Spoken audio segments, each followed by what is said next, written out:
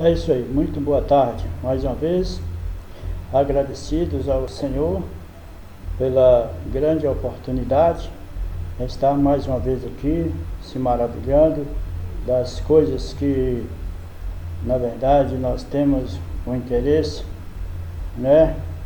Então, nós louvamos o Senhor, porque é sempre uma oportunidade e nós agradecido porque, como sempre, na abertura das nossas mensagens, dos nossos trabalhos, de louvor e adoração ao grande nome do Senhor Jesus, que tem feito de nós, como diz, expressa o apóstolo São Paulo, mas pela graça de Deus somos o que somos. Ele expressou, pela graça de Deus sou o que sou. Então, pela graça de Deus, cada um de nós dizemos em particular, pela graça de Deus sou o que sou. Então, nós agradecemos, porque é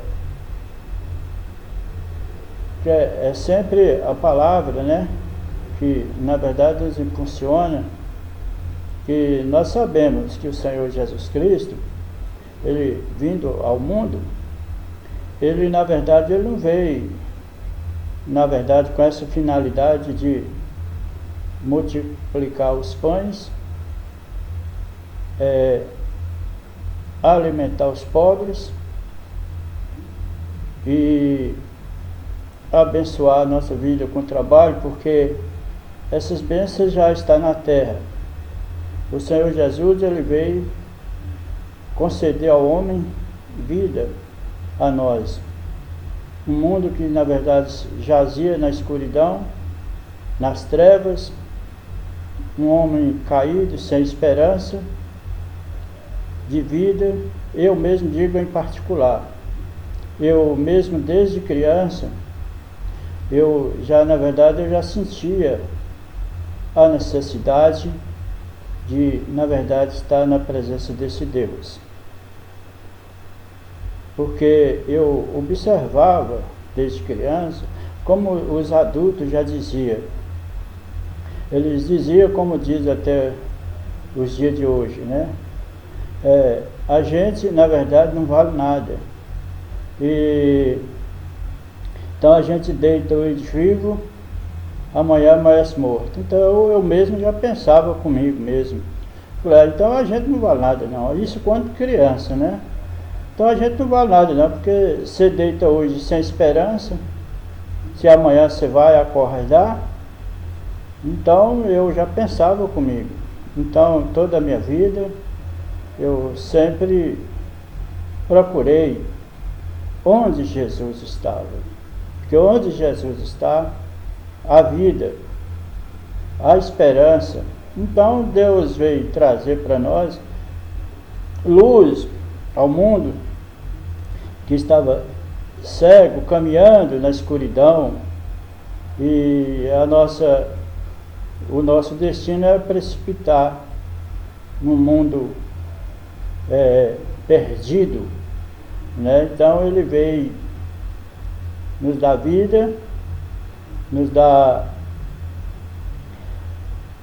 vida, segurança, paz e esperança da vida futura. Então essa foi a missão de nosso Senhor Jesus Cristo. Então aquele dia nós falamos sobre a semente, né? A semente, na verdade, nós sabemos que é a palavra semeada, e ela, uma vez semeada em boa terra, ela dá o seu fruto, né? Ela produz o fruto da vida em nós, né? Então ela, encontrando essa semente predestinada, então essa obra é realizada por nosso Senhor Jesus Cristo na vida de cada um de nós. Agora hoje nós vamos ler aqui na Sagrada Escritura acerca do pão, né? Que nós vamos ler aqui em Eclesiastes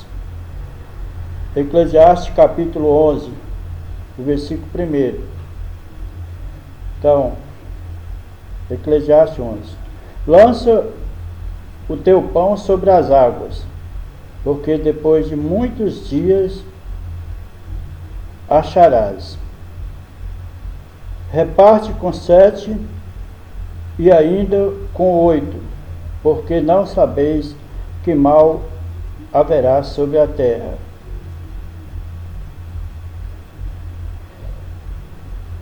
Voltando, mais uma vez, esse é o capítulo 1, o capítulo 11, o versículo 1 e o 2. Lança o teu pão sobre as águas, porque depois de muitos dias acharás. Reparte com 7 e ainda com 8, porque não sabeis que mal haverá sobre a terra. O versículo 1 é uma advertência do Senhor, né? Uma lembrança.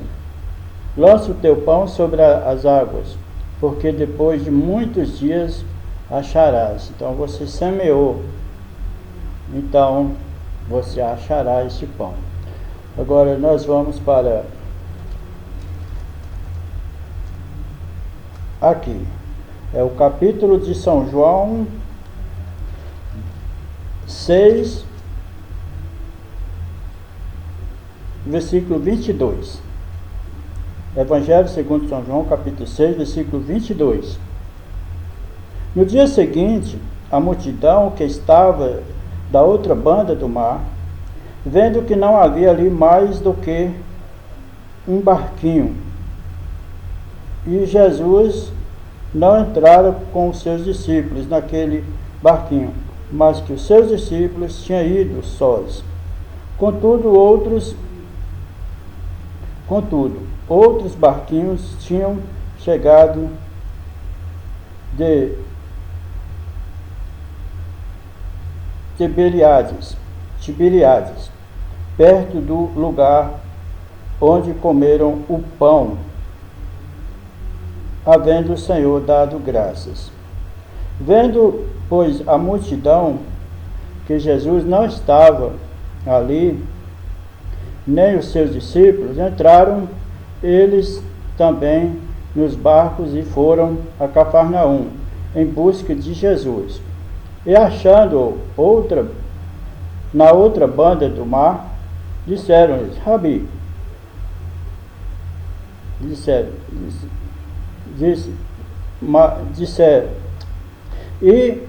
o versículo 25, e achando-o na outra banda do mar, disseram-lhe: Rabi, quando chegastes aqui? Então eles pegaram o barquinho e foi à procura do Senhor Jesus, né? Jesus respondeu-lhes e disse: na verdade vos digo que me buscais não pelos sinais que vistes, mas porque comeste do pão e vos saciastes. Trabalhai não pela comida que perece, mas pela comida que permanece para a vida eterna, o qual o Filho do Homem vos dará, porque a este o Pai, Deus, o selou. Disseram-lhe, pois, que faremos para executarmos a obra de Deus? Jesus respondeu e disse-lhes: a obra de Deus é esta, que creais naquele que ele enviou.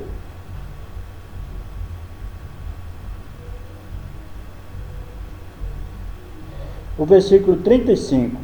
Jesus lhes disse: eu sou o pão da vida. Aquele que vem a mim não tem fome, e quem crê em mim nunca terá sede. O versículo 48. Eu sou o pão da vida. Vossos pais comeram o maná no deserto e morreram. Este é o pão que desce do céu, para que o que dele comer não morra. Eu sou o pão vivo, que desceu do céu. Se alguém comer deste pão, viverá para sempre. E o pão que eu der é a minha carne, que eu darei pela vida do mundo. Disputavam, pois, os judeus entre si, dizendo: como nos pode dar este a sua carne a comer? Jesus, pois, lhes disse: na verdade vos digo que, se não comerdes a carne do Filho do Homem, e não beberdes o seu sangue, não tereis vida em vós mesmos. Quem come a minha carne e bebe do meu sangue, tem vida eterna, e eu ressuscitarei no último dia.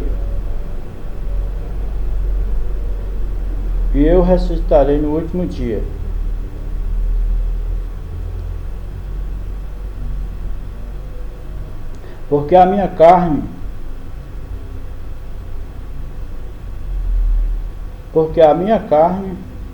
verdadeiramente é comida, e o meu sangue verdadeiramente é bebida. Quem come a minha carne e bebe o meu sangue, permanece em mim, e eu nele. Assim como o Pai que vive me enviou, e eu vivo pelo Pai, assim quem de mim se alimenta, também por mim viverá. Este é o pão que desceu do céu. Não é o caso de vossos pais que comeram o maná e morreram. Quem comer este pão viverá para sempre. Ele disse estas coisas na sinagoga, ensinando em Cafarnaum. Então, nós agradecemos ao Senhor mais uma vez e olhamos aqui no sermão a perfeição, a oração do nosso profeta. A perfeição 112. Agora, bendito Pai, enquanto humildemente nos aproximamos da cruz, nesta hora, onde graças e misericórdia me encontrarão ali a brilhante estrela da manhã. Derrama seu cintilar ao meu redor. Estes enfermos estão em pé em tua presença. Eles estão crendo nesta hora que, por fé, eles olham para aquelas costas com pisaduras além, e as suas pisaduras fomos sarados, e por suas pisaduras fomos sarados. Pai Santíssimo, viemos confessando nossa fé, crendo que tu curas nosso corpo enfermo, através do grande sofrimento substitutivo do Senhor Jesus. E oferecemos por estas pessoas que estão em pé uma oração de fé, que tu prometeste salvar o enfermo, e nós juntos, como uma unidade de teus crentes esta noite, tu disseste: onde 2 ou 3 reunidos estiverem, estarei eu no meio deles. E nós pedimos misericórdia para eles, que tua graça possa agora tocar o mais íntimo da alma deles, que algo ancore bem fundo, que eles saibam que Cristo está aqui, e que falou com eles dizendo: filho meu, levei tuas enfermidades lá no Calvário, agora apenas joga sobre mim todos os teus cuidados, pois eu tenho cuidado de ti, e que eles possam ser curados inteiramente, sãos, pois pedimos isto em nome de Jesus. Amém.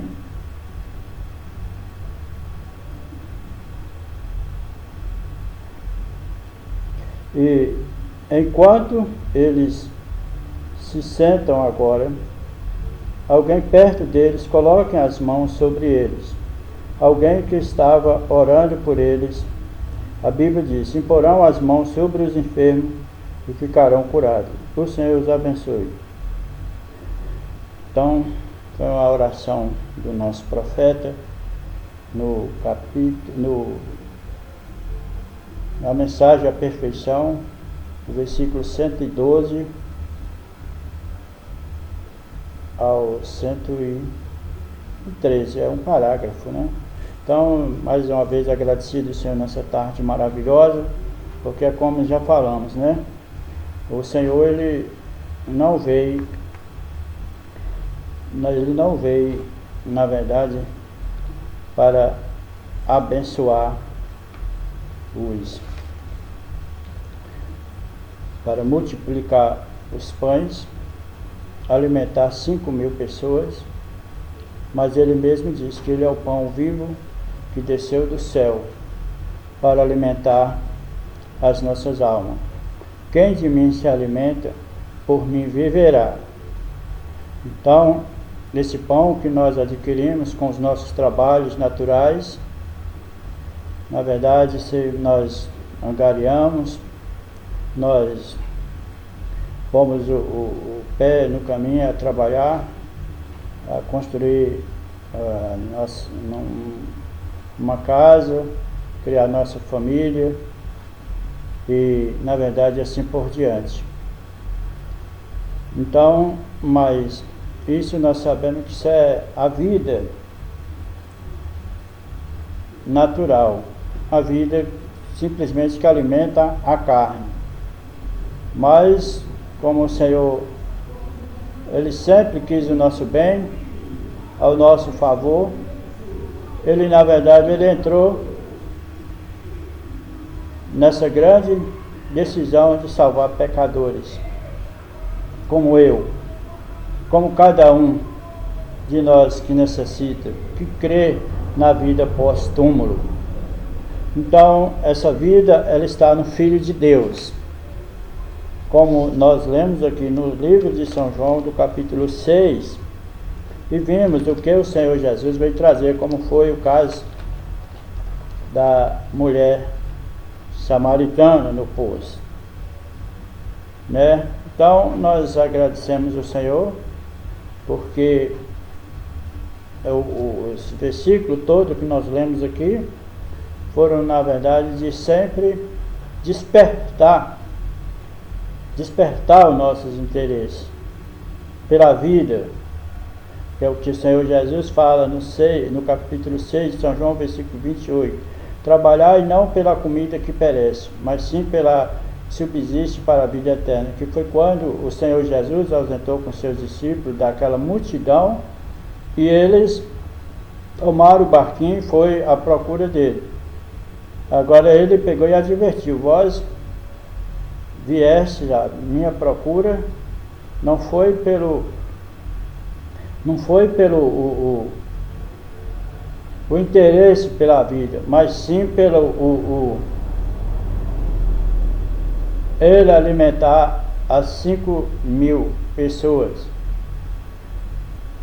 Então, os milagres que na verdade eles estavam, mas ele estava sempre em busca de coisas melhores. Isso o Senhor faz todos os dias, né? Na nossa vida, nos dá as bênçãos maiores, mas sempre o despertamento foi esse. Na oração mesmo que Ele nos ensinou, Ele disse, todos os dias que foi ensinado, que todo mundo busca: Pai nosso que estás no céu, santificado seja o teu nome, venha a nós o teu reino, e seja feita a tua vontade, assim na terra como no céu.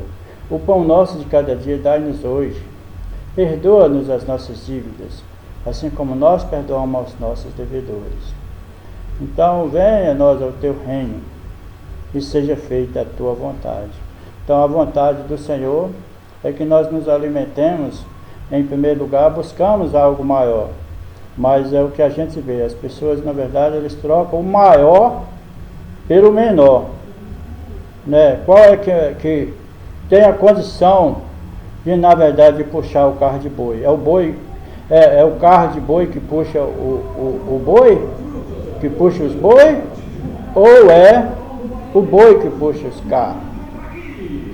carros, de boi. Hoje já quase não existe mais, né, isso.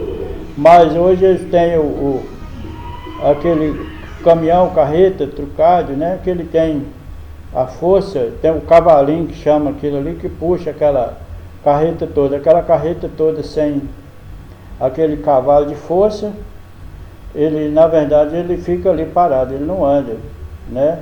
Então, na verdade, são as coisas que, na verdade, nos levam a algo maior, nos desperta, na verdade, para a vida. Então, foi o que o Senhor Jesus veio. Nós estávamos aqui simplesmente, alimentava, enchia a barriga, nascia, crescia e morria e pronto. E simplesmente aguardava o julgamento. Mas ele veio nos conceder algo bem maior, que foi a vida eterna, que é o que o homem precisava. Ele sabe que nós precisamos. Porém, se o nosso entendimento, na verdade, não tivesse fechado, cegado no nosso entendimento, conforme as Escrituras nos mostram, na verdade nós saberíamos dar valor às grandes coisas que o Senhor tem feito por nós. E as grandes coisas é a vida futura, é a vida eterna no Filho de Deus. Então, isso na verdade é maravilhoso, a gente agradece a Deus a cada dia, a cada momento, pelas oportunidades, né? Então, o importante para nós mesmo, que o Senhor Jesus, quando ele advertiu a eles, para eles não ficar à procura da multiplicação dos pães,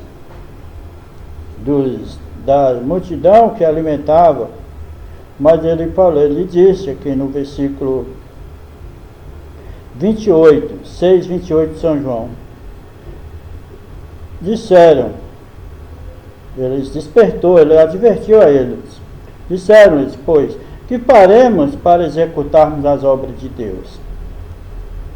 Jesus, porém, respondeu e disse-lhes, a obra de Deus é esta, que creais naquele que ele enviou. Ele estava se referindo, crer naquele que tinha enviado o pão da vida para eles. O pão da vida, que era ele mesmo disse. Ele disse, quem de mim se alimenta, por mim viverá. Então, mas para nós executarmos as obras de Deus, nós temos que crer naquele que ele enviou. Agora, para os nossos dias, nós vemos um mundo alimentado materialmente, mas espiritualmente nós vemos a grande escassez, a grande fome espiritual, a grande sede espiritual. Então Deus sempre via alguém com, na verdade, as possibilidades de trazer esse alimento para nós. Nós vemos aqui um mundo totalmente sem esperança, nas mesmas condições que jazia nas trevas, na escuridão. E o Senhor Jesus disse que no final da tarde haveria luz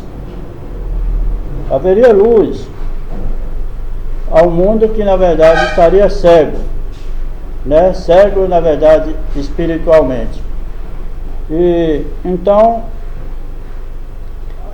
é aqui, a obra de Deus é essa, que cresce naquele que por ele foi enviado. Então, nos tempos que nós estamos vivendo, nós vemos aqui em Malaquias capítulo 4, que na verdade ele tem enviado, né? Eis que eu vos envio o profeta Elias, antes que venha o grande e terrível dia do Senhor. Ele converterá o coração dos pais aos filhos, e o coração dos filhos aos seus pais, para que eu não venha e fira a terra com maldição. E aqui mais uma referência a respeito disso, dessa escritura, porque você não pode, na verdade, tomar uma escritura somente isolada na Bíblia, porque ela própria declara que por boca de 2 ou 3 testemunhas seja confirmado um fato.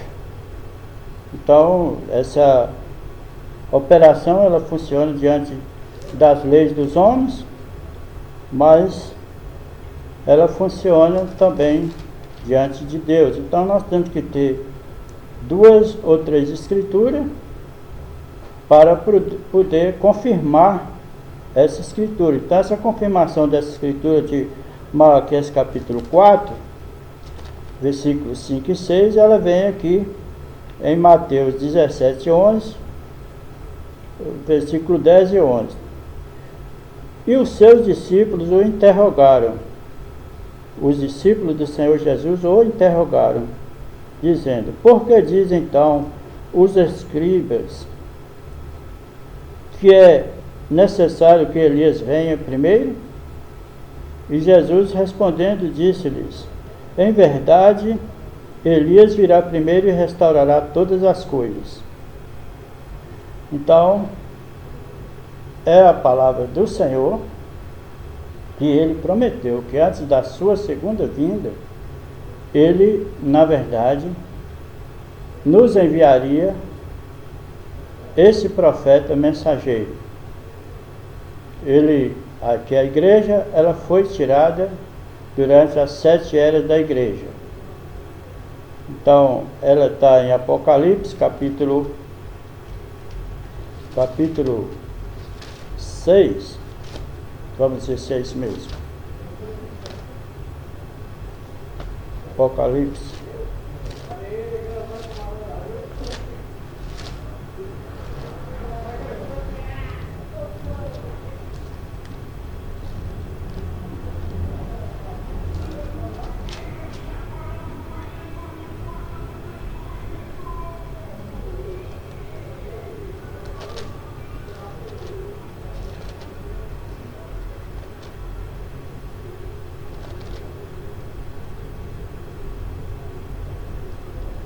Então, as eras da igreja está no capítulo 3, não é o 6, e sim ao versículo 3.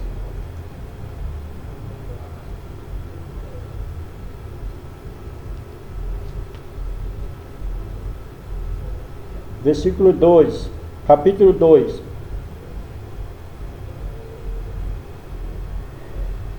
Carta às 7 igrejas da Ásia. Primeira carta à igreja de Éfeso. Então, capítulo 2 de Apocalipse, versículo 1, escreve: ao anjo da igreja que está em Éfeso, isto diz aquele que tem à sua destra as 7 estrelas, que anda no meio dos 7 castiçais de ouro.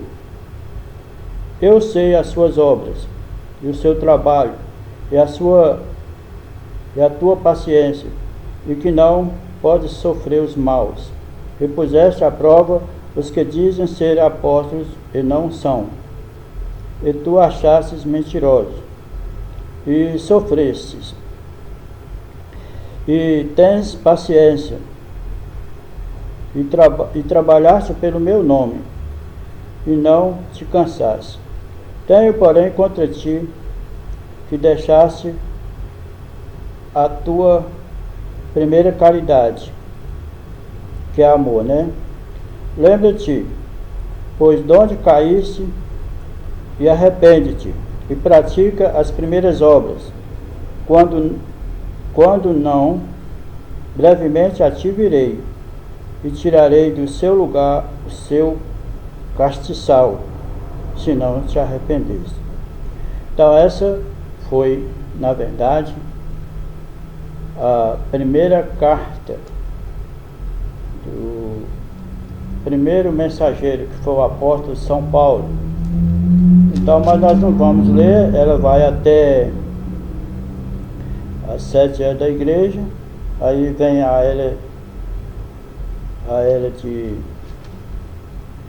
do versículo 12,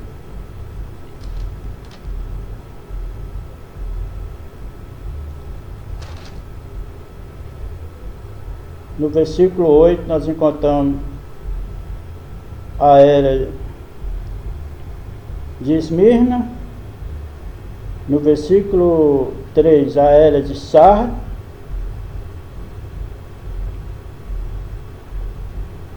Versículo 1, a era de Sardes. E até chegarmos à era de Laodiceia, que esse é o tempo que nós estamos vivendo. Então, para cada era dessa, Deus enviou os seus respectivos mensageiros. Então, que foi Paulo, Irineu, Martim, Columba, Lutero, João Wesley e William Branham, o 7º anjo de Apocalipse 10:7. Então, aqui o versículo 10, versículo 7. E vi, aqui é o capítulo 10 de Apocalipse. Ali nós lemos o capítulo 2 até o 3, que foi as eras, e para cada era dessa, Deus, na verdade, enviou o seu mensageiro. E vi outro anjo forte que descia do céu, vestido de uma nuvem, e por cima da sua cabeça estava o arco celeste, e o seu rosto era como o sol, e os seus pés como coluna de fogo. Ele tinha na sua mão um livrinho aberto, e pôs o seu pé direito sobre o mar, e tinha na sua mão um livrinho aberto, e pôs o seu pé direito sobre o mar, e o esquerdo sobre a terra, e clamou com grande voz, como quando brama o leão. E havendo clamado 7 trovões, fizeram soar suas vozes. E sendo ouvido dos 7 trovões as suas vozes, eu ia escrevê-las. E ouvi uma voz do céu que dizia: sela o que os 7 trovões falaram, e não as escrevas.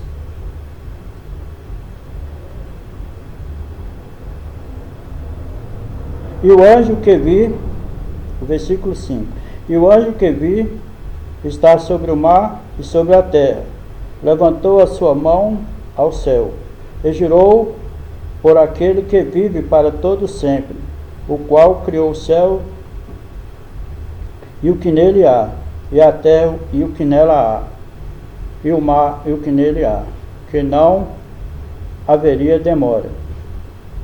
Mas nos dias da voz do 7º anjo, quando tocar a sua trombeta, se cumprirá o segredo de Deus, como ele anunciou aos profetas, os seus servos. Então, aqui, o capítulo 10, então para cada era dessa, foi enviada um mensageiro. Nós sabemos que são 7 eras, e 7 mensageiros para suas respectivas eras, porque agora nós estamos vivendo, eu mesmo tinha esse pensamento, né, e o povo que viveram antes de nós nessas eras da igreja, sendo que esse profeta foi enviado só no final, esse 7º anjo, mas as escrituras, ela não deixa interrogação, ela responde todas as perguntas que nós fazemos pela fé. Então, foram 7 eras com seus 7 anjos. Então, nós vemos aqui, né? São 7 eras, a era que começa com Éfeso e termina em Laodiceia, que é a era que nós estamos vivendo. Mas agora o mundo está totalmente na escuridão, nas trevas exteriores, cego espiritualmente, né? Para rica e abastada, e que não está precisando de uma. Porém, Deus está a lançando fora, como nós vamos ler aqui. Então, todos esses mistérios, na verdade, eles não seriam revelados pelo primeiro anjo, nem pelo segundo, nem pelo terceiro, nem pelo quarto, nem pelo 5, nem pelo 6, mas sim o 7º anjo, que está aqui. João mesmo aqui, olha, que recebeu, e sendo ouvida por João os 7 trovões das suas vozes, eu, João, ia escrevê-las. E ouvi a voz do céu que dizia: sela o que os 7 trovões falaram, e não escreva. Então não era para ser revelado no tempo de João. João apenas recebeu o símbolo. Então esse 7º anjo, que agora estamos aqui no versículo 7, aqui ó, esse é o versículo 4, e sendo ouvida dos 7 trovões as suas vozes, eu ia escrevê-las. E ouvi uma voz do céu que dizia: sela o que os 7 trovões falaram, e não as escrevas. Mas, o versículo 7, mas nos dias da voz do 7º anjo, quando ele tocar a sua trombeta, se cumprirá o segredo. Então é um segredo que veio mantido sobre todas as eras, desde o Calvário, quando entrou o período das 7 eras da igreja, os mistérios que João apenas viu em símbolo, e ele mesmo, versículo 4, ele ia escrever tudo isso que nós estamos recebendo desse 7º anjo agora. Então, mas nos dias da voz do 7º anjo, quando ele tocar a sua trombeta, se cumprirá o segredo de Deus, como ele anunciou aos seus servos, anunciou os profetas aos seus servos. Então é para agora que a igreja vai deixar essa terra na graça de rapto, porque as condições que nós na verdade estamos vivendo é uma era de cegueira espiritual. Laodiceia, ela tem prosperado, né? Ela tem prosperado, mas por Deus mesmo, ela mesma está sendo dada a sua última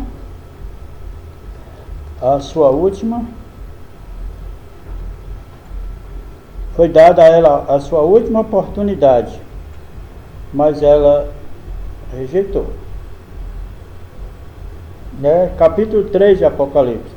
E ao anjo, que é o 7º anjo, ele foi enviado na 7ª era da igreja que nós estamos vivendo. E ao anjo da igreja que está em Laodiceia, esse 7º anjo veio à igreja de Laodiceia adverti-la a voltar à palavra. E o anjo da igreja que está em Laodiceia escreve isto e diz o Amém. A testemunha fiel e verdadeira, o princípio da criação de Deus. Eu sei as tuas obras, que nem és frio nem quente. Oxalá foras frio ou quente, assim porque és morno, e não és frio e nem quente. Vomitar-te-ei da minha boca. Como dizes: rico sou e estou enriquecido, e de nada tenho falta. E não sabes que és um desgraçado e miserável, pobre, cego e nu.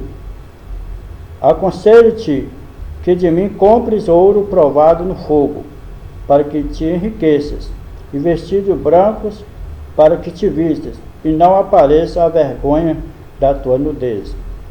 E que unjas teus olhos com colírio, para que vejas. Eu repreendo e castigo a todos quanto amo. Sê, pois, zeloso, arrepende-te. Eis que estou à porta e bato. Se alguém ouvir a minha voz abrir a porta, entrarei em sua casa, e com ele cearei e ele comigo. Ao que vencer-lhe, concederei que se assente comigo no meu trono, assim como eu venci e me assentei com meu Pai no seu trono. Quem tem ouvidos, ouça o que o Espírito diz às igrejas. Então, o que o Espírito Santo diz às igrejas? Porque, na verdade, há uma que está rica com os recursos do mundo, patrimônios e tudo mais, e já não precisa mais nem do próprio Deus, ao ponto tão enriquecida de ser lançado o próprio dono da casa ao lado de fora. porque ele aparece aqui. Eis que estou à porta e bato. Quem está batendo na porta, logicamente, está pelo lado de fora. Eis que estou à porta e bato. Se alguém ouvir a minha voz, abrir a porta, entrarei em sua casa, e com ele cearei e ele comigo. Então, que é dito para as duas igrejas, porque é o que o Espírito diz às igrejas. Uma igreja ela não abre a porta, porque ela já está com o anticristo lá dentro, que também entrou esse período. Assim como o 7º mensageiro foi enviado, nós encontramos no capítulo 6 também que o anticristo começou a cavalgar. Primeiro ele monta no cavalo branco, depois ele passa o segundo cavalo, o terceiro, mas o que está montado sobre o cavalo é o mesmo cavaleiro, né? É o mesmo cavaleiro em todas o tempo todo. Então ele começa a cavalgar, o anticristo começou a cavalgar no cavalo branco, e agora ele chega no cavalo amarelo. Isso é nos selos, né? Aí, ó. Capítulo 6. E havendo o cordeiro aberto um dos selos, olhei e ouvi um dos 4 animais que dizia, como em voz de trovão, vem e vê. E olhei e eis um cavalo branco, e o que estava assentado sobre ele tinha um arco, e foi-lhe dado uma coroa, e saiu vitorioso e para vencer. Então esse foi o período que o anticristo entrou. Então ele veio e cavalgou todos os tempos. Então Deus veio, enviou o mensageiro, cada um tirou os que tinham que ser salvos, os eleitos, predestinados, e o cavaleiro seguiu o seu percurso. Ele montava num cavalo e saía desse e montava no outro. E aqui é o versículo 4 já. E saiu outro cavalo, aí já foi o cavalo vermelho. Ao que estava assentado sobre ele foi dado que tirasse a paz da terra, e que se matasse uns aos outros, e foi-lhe dada uma grande espada. E havendo aberto o terceiro selo, ouvi dizer ao terceiro animal, vem e vê. E olhei, eis um cavalo preto, e que sobre ele estava assentado. Olhei e eis um cavalo preto, e o que sobre ele estava assentado tinha uma balança na mão. E ouvi a voz no meio dos 4 animais que dizia, uma medida de trigo por 1 dinheiro, e 3 medidas de cevada por 1 dinheiro, e não danifiques o azeite e o vinho. E havendo aberto o cavalo, e havendo aberto o 4º selo, ouvi o 4º animal que dizia, vem e vê. E olhei e eis o cavalo amarelo, e o que estava assentado sobre ele tinha por nome morte, e o inferno o seguia. E foi-lhe dado o poder para matar a 4ª parte da terra, com espada, e com fome, e com peste, e com as feras da terra. E havendo aberto o 5º selo, ouvi debaixo do altar as almas que do céu foram mortos por amor da palavra de Deus, e por amor do testemunho que deram. Então, da mesma forma como Deus enviou os seus mensageiros para tirar, porque o anticristo ele peregrinou desde a primeira era e até essa era que nós estamos vivendo aqui, Laodiceia, com o anticristo em operação, trabalhando, e ela dizendo que é rica e que de nada tem falta. E aqui vem o 7º anjo que veio dá as condições, como foi lá na primeira era. Arrepende e volte ao primeiro amor. Mas Laodiceia não volta. Ela não volta porque ela é obstinada. Ela está composta de gentes orgulhosas, cheia de credos e dogmas. Mas, porém, Deus tem tirado a sua igreja, que Ele virá buscar no arrebatamento. Então, que Deus abençoe nessa tarde maravilhosa. Isso, na verdade, foi um dos trabalhos mais valorosos, mais preciosos, o pão da vida que Deus tem enviado em todos os tempos pelos seus mensageiros, né? Porque nós não podemos receber coisa alguma se do céu não nos for dado. Aqui na terra nós trabalhamos, nós conseguimos as coisas o suficiente para alimentarmos o nosso físico, a nossa vida, né? A vida terrena. Mas o que é do céu, ela tem que vir do céu. E o Senhor Jesus é esse pão da vida que alimenta as nossas almas, que nos prepara para a vida verdadeira. Aqui é apenas a pré-estreia, né? Mas a vida gloriosa está naquele que veio ao mundo nos conceder essa verdadeira vida eterna, do qual nós assentamos e deliciamos dessa refeição espiritual, porque Jesus Cristo é o mesmo ontem, hoje e eternamente. Então, agradecido a Deus mais uma vez por essa oportunidade, que Deus vos abençoe a cada um de nós. Até breve.